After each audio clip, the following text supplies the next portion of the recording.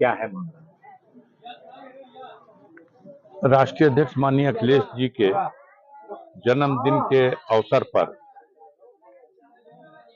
उनको जन्मदिन की शुभकामना या बधाई देने का ये भी एक ढंग है कि मैं गाजीपुर के उन गरीबों को, जिन्हें अभी चंद दिनों पहले उनके घरों को गिराकर बुलडोज करके बेघर कर दिया गया है, हम आज इस दुख की घड़ी में, जब उन गरीबों के घर चूल्हा भी नहीं जल पा रहा, उनके घर में उनका दुख बांटने के लिए आए हैं और इसी तरह से उनके जख्मों पर मलहम लगाकर उनकी पीड़ा को बांटकर हम अपने राष्ट्रीय अध्यक्ष माननीय अखिलेश यादव जी का जन्मदिन मनाना चाहते हैं। ये बताया जा रहा है कि 17 गांवों में एयरपोर्ट की जमीन है जिसे रक्षा संपदा विभाग ने शायद कार्रवाई की है। देखिए, हम बता रहे हैं आपको। सवाल ये है कि ये जो बताया जा रहा या सुनाया जा रहा, इसके पीछे नीयत क्या है?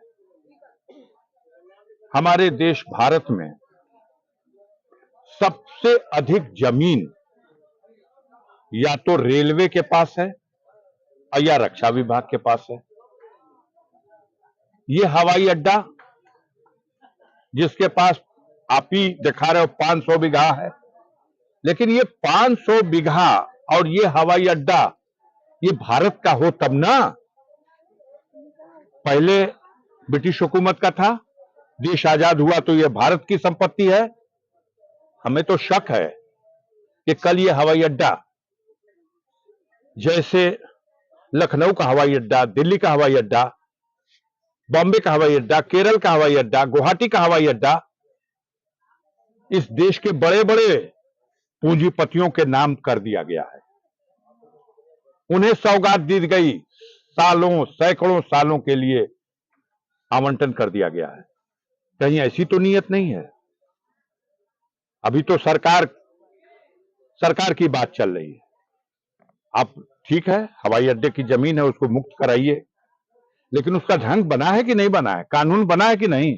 बेदखली कानून ये कहता है कि अगर सरकार की जमीन पर किसी का कब्जा है तो वो भारत का नागरिक है ना।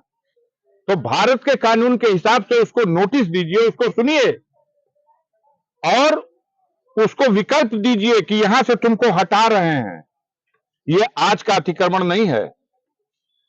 ये कितने ऐसे हैं जिनके पिता के समय से वहां मकान है, इनको बसाओ कहीं, उसके बाद वो जमीन मुक्त करा लो। ये कहां जाए? बांग्लादेश जाएं कि अफगानिस्तान और पाकिस्तान चले जाएं? तुमने उजाड़ दिया इनको। ये भारत के नागरिक हैं।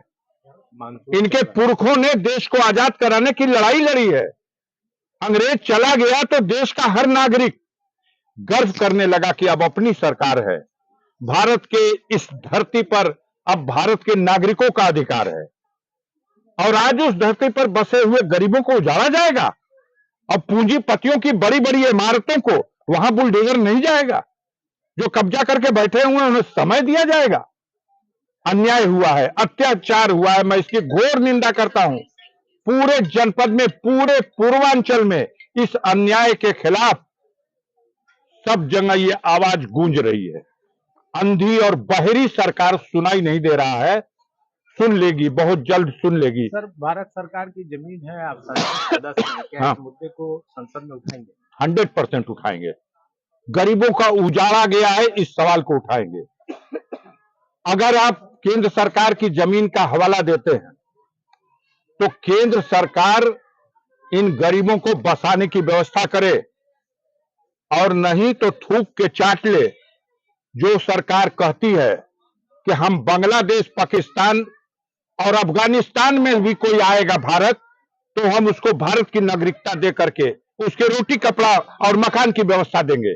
जब भारत के नागरिक को, बसे हुए नागरिक को उसकी रोटी छीनी जाएगी, उसको बेघर किया जाएगा इस अदरा नक्षत्र में, जब चिड़िया का घोंसला भी उजाड़ा नहीं जाता, बहुत महापाप माना जाता है, तब इंसानों को उनका घर उजाड़ करके और इंसानों को, बच्चों को नंगे आसमान के नीचे इस दशा को, इसका न्याय भगवान भी करेगा।